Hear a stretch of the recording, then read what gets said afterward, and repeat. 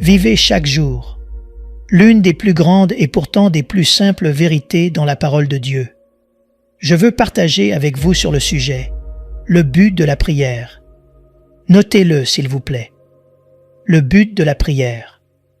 Peu importe la taille de votre Église, je veux la mesurer par la taille de vos réunions de prière. Le dimanche matin, tout le monde est à l'Église, avec la plus petite réunion dans chaque Église. Des centaines de personnes se rassemblent chaque lundi soir dans notre Église. Ils prient en ce moment pour nous, pas trop loin d'ici, aux Bahamas. Ce n'était pas toujours comme ça. Je suis allé dans des églises de 5000 personnes. Et puis le mardi soir, à la réunion de prière, à peine 100 personnes. Et la plupart d'entre eux sont des personnes âgées qui viennent parce qu'ils n'ont rien d'autre à faire. Je vais dire certaines choses ce soir pour vous secouer, mais qui s'en soucient. Il n'y a aucun endroit dans la Bible où vous ne pouvez jamais trouver un ministère d'intercession. J'ai lu ce livre 32 fois. Je ne peux le trouver nulle part où Dieu a mis un ministère d'intercession. Ça n'existe pas dans la Bible. Il y a des gens qui intercèdent, mais il n'y a pas de ministère d'intercession. Pourquoi est-ce que je dis ça? Parce que vous avez des gens qui vont dans des églises de 500, 1000, 10 000 personnes, et puis ils laissent la soirée de prière à quelques personnes âgées. Et ils les appellent intercesseurs. Mais selon la parole de Dieu, tout le monde est censé prier sans cesse. Et ma question est, pourquoi les gens dans l'Église ont-ils peur des réunions de prière? Pourquoi n'y vont-ils pas? Je l'ai compris il y a des années parce que j'ai moi-même arrêté d'y aller. Pourquoi les gens ne prient-ils pas? Parce qu'ils ne le font pas bien. Pourquoi ne sommes-nous pas à la réunion de prière? Les réunions de prière sont devenues déprimantes après un certain temps. Ne soyez pas encore déprimés. Je vais vous aider. Mais occupons-nous d'abord de quelques faits. Nous aimons chanter. Nous aimons adorer. Nous aimons être présents lorsque tout le monde est à un service de culte. Mais les réunions de prière, nous n'arrivons tout simplement pas à trouver du temps pour elles. Et puis il y a la vie de prière personnelle. Vous savez, la plupart d'entre nous ont dans nos maisons ce qu'on appelle des livres de cuisine. Quelqu'un a-t-il un livre de cuisine chez lui? Ouais, ma femme en a quelques-uns. Les livres de cuisine sont des livres étonnants. Nous ne les avons jamais utilisés. Et chaque fois que nous en voyons un nouveau, nous l'achetons et il s'empile sur l'étagère de la cuisine avec les autres. Quelqu'un sait que j'épelle la vérité ici? Nous n'utilisons pas de livres de cuisine, mais nous les aimons. En fait, nous aimons les images, mais nous ne les utilisons pas. Et c'est ce que sont les livres de prière pour la plupart des gens. Ils achètent des livres de prière, mais ils ne prient jamais. Quelle tragédie! Pourquoi ne prions-nous pas? Matthieu chapitre 6, verset 5 est une déclaration faite par Jésus en référence à la prière. Jésus a dit « Et quand vous priez, c'est assez ». Il n'a pas dit « si vous priez », mais « quand vous priez ». Il parle à ses disciples. Il dit « quand vous priez », quand implique que vous ferez cela, je m'attends à ce que vous fassiez cela, et c'est naturel de faire cela, vous ferez cela.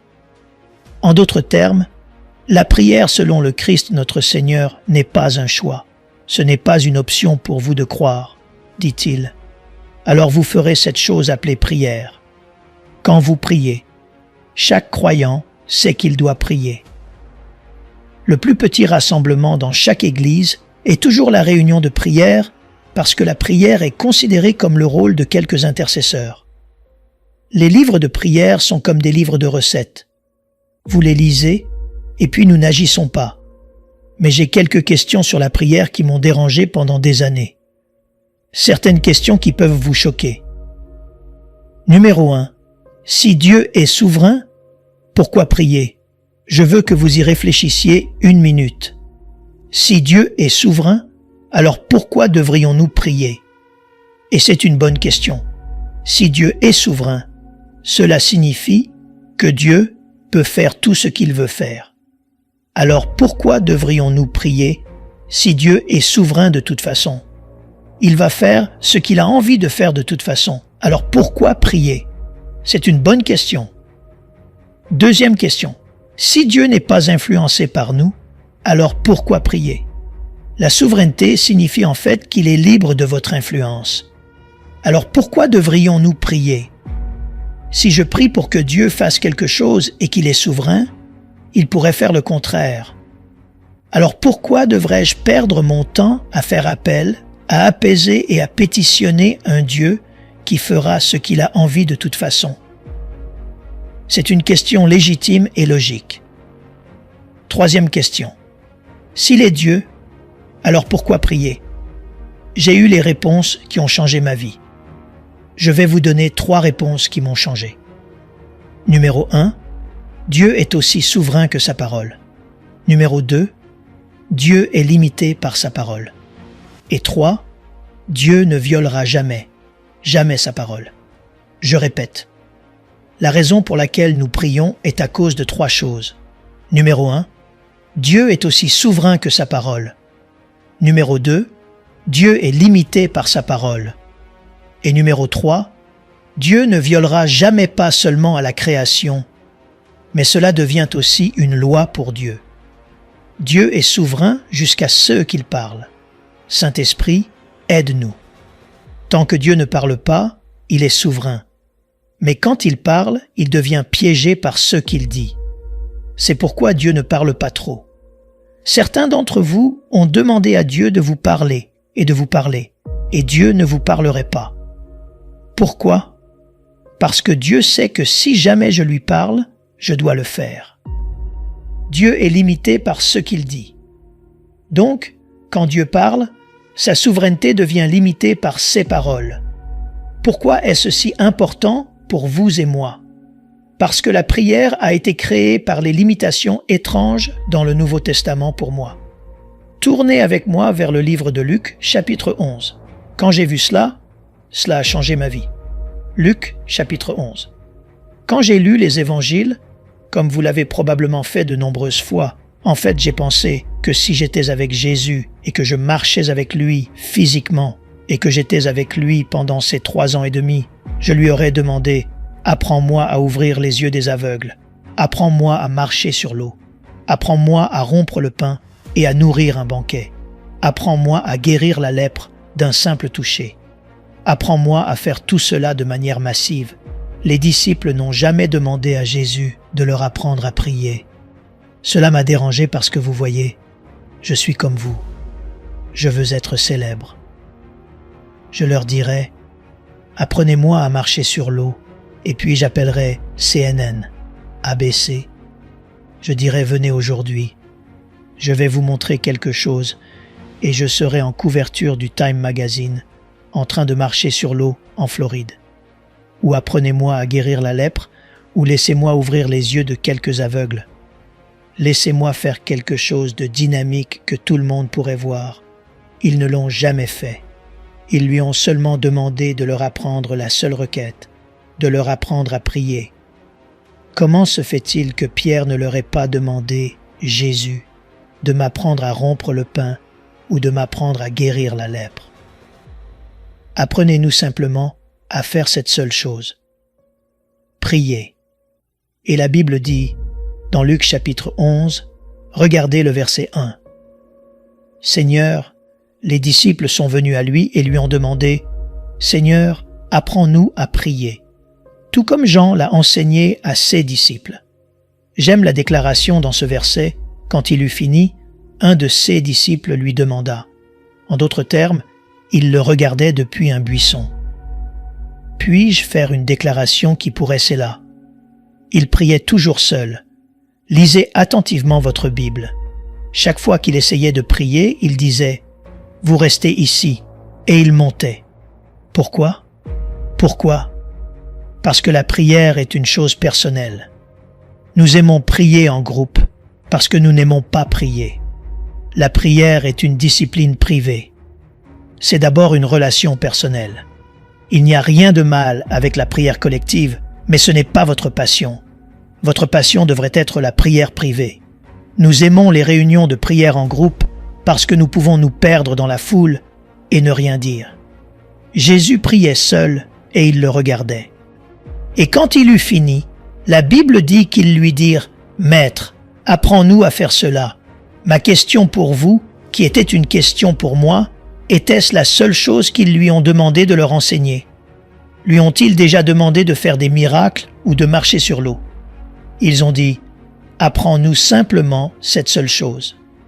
Apprends-nous à faire cette chose que tu fais, la chose que tu fais par toi-même, la chose que nous te regardons faire derrière le buisson. » Pourquoi?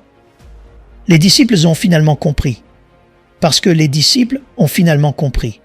Écoutez attentivement. C'est CE que j'appelle la Bible. La Bible dirait toujours ceci. Et Jésus se levait longtemps avant le jour et allait dans un lieu solitaire pour prier. Avez-vous déjà, bien avant le jour, Jésus se levait et allait dans un lieu solitaire seul pour quand a-t-il fait cela? Longtemps avant le jour. Maintenant, ceux d'entre vous qui, probablement comme moi, sont allés en Israël de nombreuses fois, et la plupart d'entre nous qui sont allés à l'Est, sauraient que le jour au Moyen-Orient commence pour ces gens qui vont en ville et ceux qui apportent des marchandises à vendre au marché. Le jour peut commencer vers 5 heures du matin, entre 4h30 et 5 heures du matin. C'est à ce moment-là que le jour commence en Orient. En fait, le jour commence avec le lever du soleil. Le soleil se lève généralement vers 4 heures du matin. Continuez à me regarder. Il s'est réveillé quand? Longtemps avant, ce qui signifie qu'il a dû partir vers 3 heures du matin en moyenne. Et les disciples étaient étonnés chaque fois qu'il se réveillait. Ils le surprenaient en train de faire cette chose. Et il le faisait chaque matin pendant des heures.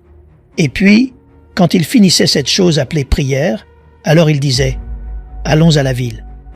Et ils descendaient de la montagne, et ils entraient dans la ville, et ils faisaient quelque chose que l'homme voyait, et ils s'en allaient.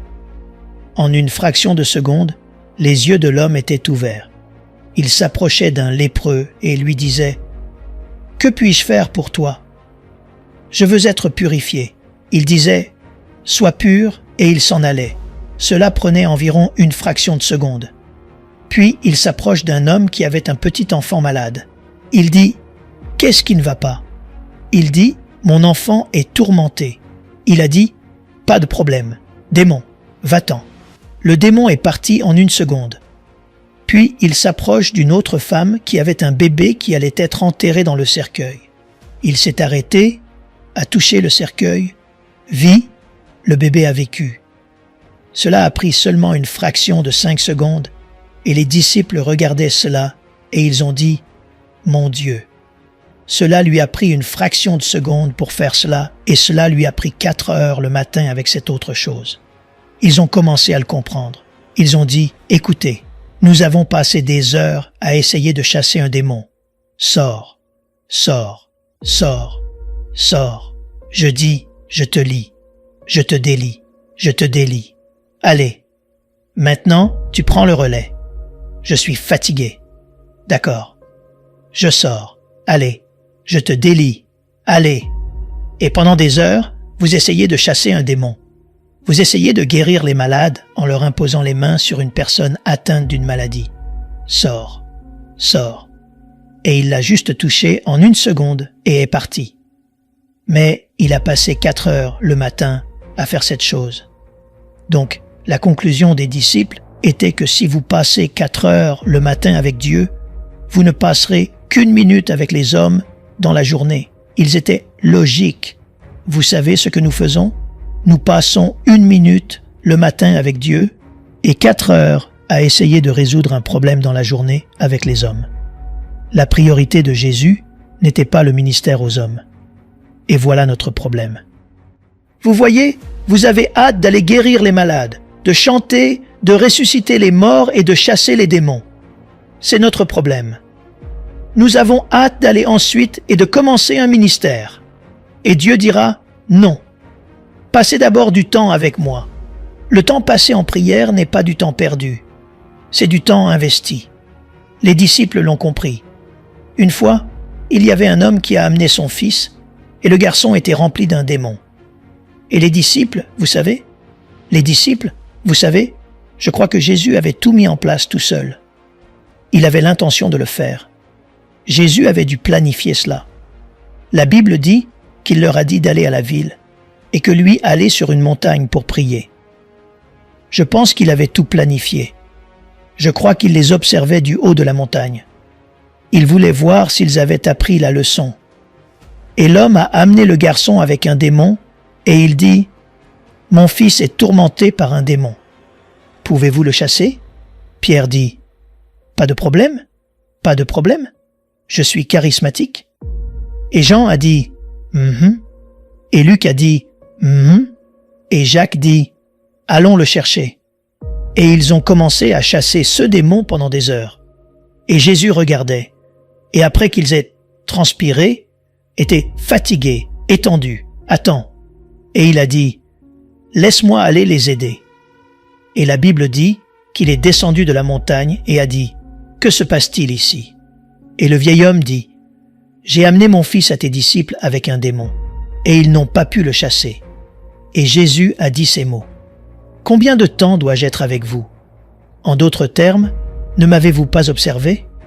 Amenez-moi le garçon. » Sors. Le démon est parti.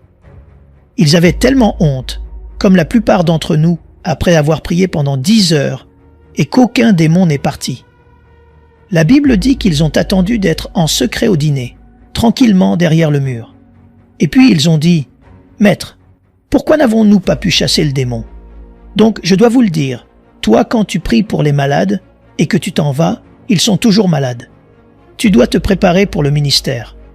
Et prie pour les malades, prépare-toi à prier pour les malades. Pourquoi n'avons-nous pas pu le faire? » Il a dit « Simple. Cette fois-ci, ce genre ne sort pas en criant « Sors, sors », pas en utilisant le nom de Jésus. Jésus, Jésus, Jésus. Il a dit que ce genre ne sort qu'après que vous ayez prié et après que vous ayez jeûné, après avoir passé du temps avec Dieu. Je crois que cette année, Dieu veut faire des affaires sur la terre, mais il cherche des gens qui peuvent d'abord faire des affaires avec lui. Puis-je entendre un amen de quelqu'un? Applaudissez et remerciez Dieu. Il est sur le point de vous corriger à nouveau. Ma question était, pourquoi Jésus avait-il une vie de prière si engagée? Parce qu'il a compris ce que j'appelle la naissance de la prière. Quand la prière est-elle née? La prière est née dans Genèse chapitre 1 verset 26. Je vais vous montrer la naissance de la prière. Allez-y. 2 mots ont donné naissance à la prière. On le trouve dans Genèse 1 verset 26. Et Dieu dit, « Faisons l'homme à notre image et à notre ressemblance. » Et puis Dieu dit qu'il domine sur la terre. Qu'il. Oh, j'aurais aimé qu'il n'ait pas dit ça.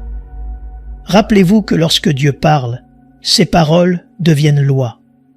Dieu a dit qu'il domine sur les poissons, les oiseaux, les arbres, et sur la terre, et sur tout ce qui rampe sur le sol, et sur toute la terre. Que tout le monde dise qu'il. Dites-le fort. C'est la déclaration la plus puissante concernant la prière que vous puissiez apprendre. Dieu dit qu'il domine sur la terre, qu'il domine la terre. J'aurais aimé que Dieu dise « dominons ». S'il avait dit « dominons », qu'il domine. Eux qui? Eux, l'homme. L'homme qui? Eux, l'homme, l'humanité. Qu'est-ce qu'un homme? Un homme est une étrange créature car dans Genèse chapitre 1, Dieu a créé l'homme. Au chapitre 2, il a fait le corps de l'homme. Puis il a mis l'homme à l'intérieur du corps. L'homme, le mot homme, est en fait le nom que Dieu a donné à l'être spirituel, puis Dieu a donné à l'être spirituel une mission physique. Et vous savez que les esprits ne peuvent pas apprécier les choses physiques, donc Dieu a créé un costume terrestre pour l'homme spirituel, et donc Dieu a pris l'homme et l'a mis à l'intérieur du corps terrestre. Genèse 2, verset 8. Et donc Dieu a fait un homme dans un corps spirituel, dans une maison physique. C'est ce qu'est un humain. Un humain est 2 mots mis ensemble. C'est l'homme, humus. Humus signifie terre, homme signifie terre. Mettez l'homme à l'intérieur de la terre, On l'appelle un homme humus. Nous l'appelons humain. Un humain est un mystère. Un humain est un être spirituel dans un corps de terre.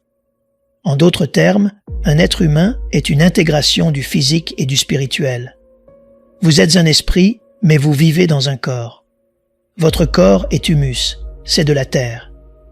Mais vous êtes un homme, c'est l'esprit. Donc quand Dieu nous a mis dans un corps, humus, il a mis l'homme dans l'humus, et donc nous sommes devenus un homme humus, ou un humain. Et c'est à cette créature que Dieu a dit qu'il domine sur la terre. Par conséquent, la seule créature, voici la clé, qui a l'autorité légale, la seule créature à qui Dieu a dit de dominer la terre, est un humain. Qu'est-ce qu'un humain? Un esprit dans un corps. Cela signifie que tout esprit sans corps est illégal sur la planète Terre. Suivez-moi attentivement. Par conséquent, pour que Dieu puisse faire quoi que ce soit sur Terre, il doit obéir à sa propre parole. En fait, la Bible dit que Dieu dit « J'ai placé ma parole au-dessus de mon nom ». Vous savez que le mot hébreu pour nom signifie aussi être, être. En hébreu, le nom d'une chose est la chose. Donc quand Dieu dit « J'ai placé ma parole au-dessus de mon nom », il dit « J'ai placé ma parole au-dessus de moi-même ». Je ne briserai pas ma propre parole. Je ne violerai pas ma propre parole. En fait, Dieu ne violera jamais sa parole. C'est pourquoi Dieu, écoutez attentivement, ne peut pas venir sur cette planète sans corps. Non pas parce qu'il est faible, non pas parce qu'il n'est pas puissant, non pas parce qu'il n'est pas puissant, mais parce qu'il est trop fidèle à sa parole. Il ne brisera jamais sa parole. Dieu ne viendra pas sur cette terre en tant qu'esprit sans corps parce qu'il a parlé et que c'est devenu la loi. Seuls quelques-uns me comprendront, je le sais. Par conséquent, si quelque chose doit être fait sur terre légalement, il doit être fait par un esprit avec un corps. C'est pourquoi Adam et Ève, quand ils étaient sur le point de cueillir le fruit, Dieu ne pouvait pas interférer parce que Dieu est quoi? Esprit. Ève était une femme faible, une petite créature qu'il avait créée, mais il ne pouvait pas l'arrêter. Pourquoi? Parce que si Dieu était venu et avait envahi la race humaine en tant qu'esprit sans corps, il aurait brisé sa parole. Et donc vous ne pourriez plus jamais lui faire confiance. Et Satan le savait. C'est pourquoi même le diable savait que pour faire des affaires sur terre, il faut un corps. Et il n'y avait pas de place pour lui en Adam et Ève. Alors il est allé voir un serpent et a négocié pour utiliser son corps de terre. Et le serpent lui a donné un corps de terre. Et Lucifer a pris ce corps de terre et a fait des affaires avec Ève. Et donc Dieu savait que je ne peux pas les arrêter. Parce que si je les arrête en tant qu'esprit, alors je deviendrai un menteur. Et Dieu n'est pas un menteur. Mais quand Adam et Ève sont tombés, Dieu est un Dieu si bon. Dieu a dit à Satan, dans Genèse 3, verset 15, il dit « Satan, je paraphrase, tu sais que je ne peux pas entrer maintenant, mais tu vivais avec moi. Tu sais que je tiens parole. Mais je te fais une promesse, Lucifer. Je te promets que la même femme que tu as utilisée pour détruire la femme, la même femme, je vais entrer en elle légalement. Elle va me donner un corps légalement. Je vais entrer dans la terre légalement. Je vais t'écraser la tête légalement. » C'était la promesse. Noël était nécessaire à cause de la parole de Dieu. Dans la plénitude des temps, Dieu a envoyé son Fils. Né de quoi? D'une femme. Ésaïe a dit « Vous ne croyez pas mon rapport, mais j'ai vu quelque chose, dit-il. J'ai vu une vierge enceinte, et le nom de l'enfant était Emmanuel. Il dit que j'ai vu Dieu à l'intérieur d'un homme, d'un corps humain. Je ne peux pas le comprendre, mais Dieu vient ici légalement. Il va reprendre le pouvoir légalement. Que quelqu'un crie « Alléluia ». Je me prépare à m'arrêter maintenant. Attends une seconde. Donc quand Dieu est venu à Marie, il a dit « Marie, tu es très favorisée. Pourquoi? Je veux emprunter ton ventre. Pourquoi? Je veux être légal. Alléluia. » Marie a dit « Qu'il me soit fait selon ta parole. » Boum. Et la parole de Dieu est tombée dans un ventre, et la chair a commencé à grandir autour de la parole. Et maintenant, Dieu est à l'intérieur d'un ventre. Mais beaucoup d'entre vous, les femmes, ne comprennent pas à quel point vous êtes puissantes. Car dans Genèse 3, verset 15, Dieu a parlé de la femme à Satan. Il a dit, « La femme sera ton cauchemar. » Je me demandais pourquoi. Y a-t-il des médecins ici qui savent que c'est vrai? Vous voyez Dieu, quand il concevait la femme, il l'a fait de cette façon. Il pensait à lui-même. Vous voyez, quand un enfant est dans le ventre d'une femme, peu importe le groupe sanguin de l'enfant, il ne se mélange jamais complètement au sang de la mère, complètement séparé. Cela signifie qu'une femme peut porter un bébé et que les deux ne se mélangent jamais. Oh, vous ne comprenez pas la race. Cette femme me donnera une semence et le sang ne se mélangera pas au sien. Ce sera du vrai sang de Dieu. Il ne se mélangera pas au sien et cette semence entrera légalement dans la terre et elle aura un sang qui sera si pur. Il pourra purifier tout le monde. Criez tous Alléluia. La combinaison des chromosomes était Elohim et Adonai mélangés ensemble. Vous feriez mieux de remercier Dieu pour le sang. C'est pourquoi vous êtes sauvés par le sang de Jésus. Son sang n'était pas le sang de Marie. En fait, Marie a été sauvée par le sang qu'elle portait. Crie Alléluia. Quelqu'un. Hey, gloire à Dieu.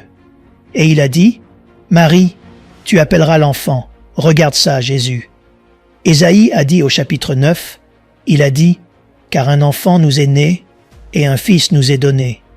Pas un enfant est né, mais le fils ne l'était pas. Marie a donné naissance à l'enfant, mais Dieu a donné le fils. Marie a produit le corps. Dieu a donné l'esprit. Marie a produit la maison. Dieu a donné le résident. En d'autres termes, Marie est la mère de Jésus, mais elle n'est pas la mère du Christ. Je pars maintenant. Jésus est le corps. Christ est Dieu. C'est pourquoi il est appelé Jésus le Christ, parce que Jésus a rendu Christ légal. C'est pourquoi Jésus pouvait prier sur terre. Il était légal. Dieu ne peut pas sur la planète Terre. Je vais essayer encore une fois. J'ai dit que la prière est Dieu recevant la permission de l'homme d'interférer sur la planète Terre. Si vous lisez attentivement la Bible, maintenant c'est beaucoup de choses lourdes pour vous, mais allez faire vos devoirs aujourd'hui.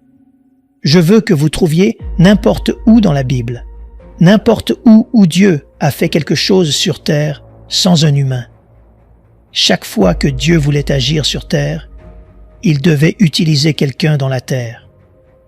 Dieu ne t'utilise pas parce que tu es pur. Il t'utilise parce qu'il est piégé.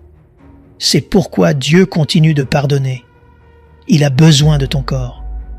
Dieu continue de te purifier, quoi? Il a besoin de toi. Dieu dit, Abraham, j'en ai assez de Sodome et Gomorrhe. Je vais les détruire. Abraham a dit, pourquoi viens-tu à moi? Parce que j'ai besoin d'un humain. Et il les a détruites. Il a dit, Moïse, j'ai entendu les cris de mon peuple. Je suis descendu pour les délivrer. Pourquoi viens-tu à moi? Parce que tu es l'homme Moïse, j'ai besoin d'une permission. Tu l'auras après mon départ. Dis à ton voisin, Dieu a besoin de moi pour impacter ma ville. Dis-le encore. Dieu a besoin de moi pour impacter ma ville. La prière n'est pas une option, c'est une nécessité. Le thème de cette conférence est l'interférence surnaturelle, et la seule façon pour Dieu d'interférer surnaturellement est qu'il a besoin d'un humain. Jésus a dit que les hommes doivent toujours prier et ne jamais s'évanouir. En voici un que vous connaissez bien, mais enfin vous le comprendrez. Et Jésus a dit, « Je vous ai donné les clés du royaume. » Puis il dit, « Les voici.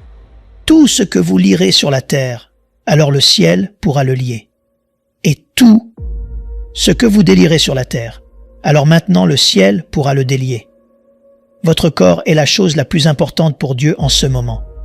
C'est pourquoi quand vous le perdez, vous devez partir. Quand votre corps cesse de fonctionner, vous devez partir, parce qu'il a besoin de votre corps, pas parce qu'il veut vous faire vous sentir mieux. Vous ne comprenez pas la guérison. Je dis que Dieu va vous rétablir physiquement non pas parce qu'il veut que vous vous sentiez bien, mais parce qu'il a besoin du corps dans lequel vous vivez. Levez votre main et remerciez Dieu. Il va vous guérir pour son bien. C'est pourquoi beaucoup de gens ne sont pas guéris. Ils viennent pour être guéris parce qu'ils veulent être mieux. Ils veulent se sentir mieux. Ils veulent être mieux, mais ne priez pas pour ça. Dites, « Seigneur, guéris-moi parce que tu as besoin de mon corps. » Allez, criez Amen quelqu'un. Votre corps est important pour Dieu. Voyez-vous, Christ est un esprit et il est illégal ici sans corps. Donc la Bible ne dit jamais que Jésus est vraiment mort. Le mot utilisé en grec est qu'il a expiré. Il a soufflé. Il a relâché Christ. Et puis Jésus est mort. Le Christ n'est jamais mort. Seulement Jésus. Donc la Bible dit que l'Esprit qui a ressuscité Jésus d'entre les morts, l'Esprit du Christ ressuscitera aussi votre corps mortel. Écoutez-moi attentivement. Et donc Jésus était sur la croix, mort. Christ est descendu dans la Géhenne et le Shéol à travers l'Hadès, est entré dans les donjons des ténèbres, a ouvert d'un coup de pied la porte de la dépression. Il a vu Lucifer sur un trône régnant sur la mort. Et Christ s'est avancé vers Lucifer et a dit « Je viens chercher certaines choses. » Et Lucifer dit « Tu ne peux pas venir ici. Tu dois être mort pour venir ici. » Et Christ dit « Je suis mort. Mon corps est en haut. Il a continué à marcher. Le péché, c'est ce qui l'a tué. Je viens chercher quelque chose. » Il marche vers Lucifer. Il lui retire de ses mains 3 clés et il les vérifia. La mort, l'enfer, le tombeau. Il les a retirées. Je me prépare à m'asseoir maintenant. Lucifer n'a plus rien, et Christ s'est retourné et a dit « Je reviendrai ». Et il est parti avec les clés de la mort, de l'enfer et du tombeau. Il a ouvert d'un coup de pied la porte des donjons. Il a ouvert les cellules de ceux qui étaient perdus et liés pendant des années. Il dit « Viens, Abraham. Ésaü, viens, mets-toi derrière moi. » Et la Bible dit qu'il a emmené des captifs dans son train et il les a ressuscités des morts. Il les a emmenés au paradis, les a déposés devant le Père et il a dit « Je n'ai pas encore fini. » Je dois redescendre sur terre.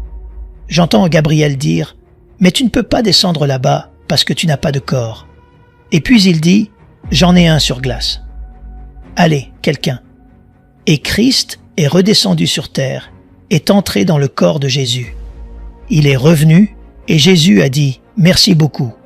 Je pensais que tu m'avais oublié. » Il dit « Non, c'est parti. » Il a ouvert d'un coup de pied la porte de ce donjon et sorti avec la puissance de la résurrection. Il rencontre ses disciples. Il dit « Maintenant je dois y aller. Jésus a fini son travail. Il doit partir. Le même Jésus que vous voyez partir, il reviendra un jour. Mais je reviendrai immédiatement. Ouais, mais tu n'as personne, Christ. Christ, tu es illégal. Tu n'as pas de corps. Et Christ a dit que j'avais pris des dispositions. J'ai un corps, mais cette fois ce ne sont pas 2 mains et 2 jambes et 2 yeux. Ce sont des millions de mains, des millions de jambes. J'ai toujours un corps. Je suis toujours légal. C'est pourquoi l'Église n'est jamais appelée le corps de Jésus. Lève ta main maintenant. Lève-toi. Dis à ton voisin qu'il a besoin de mon corps pour être légal sur terre. Voyons. Et dis maintenant, je te donne la permission d'envahir ma nation. Non. Tu ne pries pas comme si tu y croyais. Allez, dis-le. Je te donne la permission à travers mon corps, à travers ma foi, d'envahir la nation. Continue à adorer maintenant. Il le fait en ce moment. C'est ça la prière. Tout ce que tu lis sur la terre est aussi lié au ciel. Tout ce que tu délies sur la terre est aussi délié au ciel. Le pouvoir est entre tes mains. Excusez-moi. Je commence à sentir une communication à l'intérieur. Je parle à mon Père invisible. Écoute-moi. Si tu es malade ce soir, hypertension artérielle, diabète, problèmes cardiaques, problèmes oculaires, problèmes de genoux, je ne sais pas ce que c'est. Pose tes mains dessus. Dieu va te guérir, mais pas parce que tu veux te sentir mieux. Il va te guérir parce qu'il a besoin de ce corps pour faire du travail. Maintenant, certains d'entre vous pensent que vous n'êtes pas malade. Laissez-moi vous dire quelque chose. Parfois, vous êtes malade, mais vous ne le savez pas encore. Donc, au cas où, levez vos mains et recevez cette guérison. Je vais la libérer maintenant au nom de Jésus. Je vais faire une prière pour briser la maladie. Une prière qui attaque la maladie avant que vous ne sachiez qu'elle était là. Voyez-vous, certains d'entre vous ont une hypertension artérielle, mais ne le savent même pas encore. Certains d'entre vous ont une hernie, mais ne le savent pas encore. Certains d'entre vous ont un cancer de la prostate, mais vous ne le savez pas encore. Mais ce soir, je vous garantis que vous ne le saurez jamais, parce que Dieu va le guérir maintenant au puissant nom de Jésus. Levez vos mains et recevez votre guérison maintenant. Ouvre la bouche et dis-lui, « Guéris-moi pour ton bien. » Allez, demande-lui, « Guéris-moi pour ton bien. Guéris-moi pour ton bien. Je dois vivre pour ton bien. Tu as besoin de mon corps pour ton bien. Tu as besoin d'être légal pour que tu aies besoin de moi, Seigneur. Tu as besoin de mon corps. Allez-y et priez. Quelque chose se passe. Je vois des miracles se produire dans tout le bâtiment. Je vois des yeux être guéris des cataractes. Ouais, ce dos revient en ordre. Ouais, je vois cette articulation de la hanche être recréée. Ouais, je vois cette articulation du genou. Le cartilage est restauré. Oui, je vois ce problème d'épaule être corrigé. Ouais, le cancer de la prostate se dissout au nom de Jésus. La bosse dans votre sein, vérifiez-la. Elle a déjà disparu au nom de Jésus. Quand vous demandez à Dieu d'interférer, il le fait parce que vous êtes un humain. Ouvrez la bouche. Ouvrez la bouche. Ouvrez la bouche. Ouvrez la bouche. Ouvrez la bouche. Ouvrez la bouche. Ouvrez la bouche. Ouvrez la bouche. Ouvrez la bouche.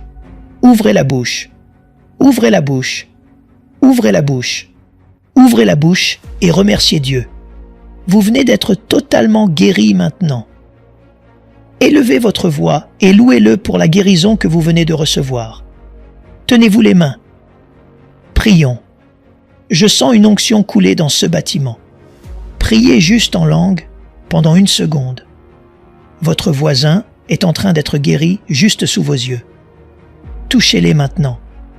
Partout où 2 personnes se toucheront et seront d'accord concernant quoi que ce soit où, sur terre, alors ce sera fait. De notre Père, qui est tout, au ciel. Mais d'abord, vous devez quoi? Toucher et être d'accord où? Sur terre, alors le ciel peut faire quelque chose. Mais la terre doit d'abord toucher et être d'accord. Vous avez plus de pouvoir que vous ne le pensez. Oh, j'aimerais avoir plus de temps pour vous enseigner cela. Je dois y aller, mais je vous le dis, c'est tellement puissant. À partir de maintenant, chaque fois que vous ouvrirez la bouche pour prier, vous êtes puissant. Quand les hommes arrêtent de prier, Dieu arrête de travailler. Je vais le redire. Quand l'homme arrête de prier, Dieu doit arrêter de travailler. Alors Jésus a dit, « Les hommes doivent toujours prier et ne jamais s'arrêter. » Pourquoi? Quand vous vous arrêtez, Dieu s'arrête. Priez sans cesse parce que vous ne voulez pas que le ciel cesse de travailler sur la terre. Parce que j'ai finalement compris. Jésus a dit, « Mon Père m'entend toujours. » Quelle façon de vivre. À partir de cette nuit, cela vous arrivera au nom de Jésus. Vos prières seront maintenant exaucées, parce que maintenant vous savez à quel point vous êtes précieux pour Dieu. Je sens une onction de Dieu dans ce bâtiment pour la prière. Je veux que vous pensiez maintenant à un passage de l'Écriture à prier sur votre ville maintenant. Quel que soit ce passage, tout ce que vous lirez sur la terre, le ciel pourra le lier. Je veux que vous liez l'esprit de violence dans votre ville. Liez simplement l'esprit de corruption, l'esprit de mauvaise pratique. Pensez à tous ces esprits démoniaques, ces esprits qui planent sur votre ville, les principautés. Vous avez le pouvoir de les lier. La Bible dit que les anges feront la volonté de ceux qui sont héritiers du salut. Ils attendent que vous leur disiez quoi faire. Levez la main maintenant et parlez sur votre ville. Dites à ces esprits qu'ils sont illégaux. Ils n'ont pas de corps. Chassez-les. Ils n'ont pas de corps. Ils sont illégaux. Je m'oppose à l'esprit de terrorisme. Vous, démons immondes de la peur, je vous lis sur terre. Vous n'avez aucun droit ici. Quittez cette planète au nom de Jésus. Allez-vous en esprit immonde, de peur, de terrorisme, de mensonge, de corruption et de violence. Sortez de notre ville au nom de Jésus. C'est le pouvoir que vous avez en tant que corps. Vous ne mourrez pas. Dieu n'a pas fini de travailler à travers votre corps. Maintenant, levez les mains et commencez à pousser un cri de triomphe. Quelque chose vient de se passer dans le monde spirituel ce soir. Allez, bénis le Seigneur, ô mon âme. Crie au Seigneur. Nous aimerions vous donner l'opportunité de faire de Jésus le Seigneur de votre vie. Voulez-vous bien prier avec moi? Dites Seigneur Jésus, je me repens de mes péchés. Viens dans mon cœur. Je fais de toi mon Seigneur et Sauveur. Et merci Seigneur pour le baptême du Saint-Esprit en moi. Dans le nom de Jésus. Par cette simple prière, nous croyons que le Saint-Esprit vous conduit sur le chemin de la nouvelle naissance. Allez dans une bonne église dont le fondement est la parole de Dieu, passez par les eaux du baptême et donnez à Dieu la première place. Nous espérons de tout cœur que ce message vous encouragera. Si vous connaissez quelqu'un qui puisse être encouragé, s'il vous plaît, envoyez-le lui pour nous aider à atteindre plus de gens et à propager l'évangile. Édifions le corps de Christ ensemble. Appuyez sur la cloche des notifications et merci infiniment de nous soutenir en vous abonnant à notre chaîne. N'hésitez pas à laisser vos requêtes de prière dans la section des commentaires. Sachez que même si vous ne voyez pas de réponse à votre requête, que ce soit sur YouTube, email, Facebook ou sur Messenger, nous avons prié pour vous. Nous invitons humblement le corps de Christ à soutenir chaque requête en écrivant une prière dans la section commentaires. Tenez-vous ferme dans la foi avec nous pendant que nous prions. Que la grâce et la paix du Seigneur Jésus-Christ soient avec vous tous et qu'il vous bénisse merveilleusement.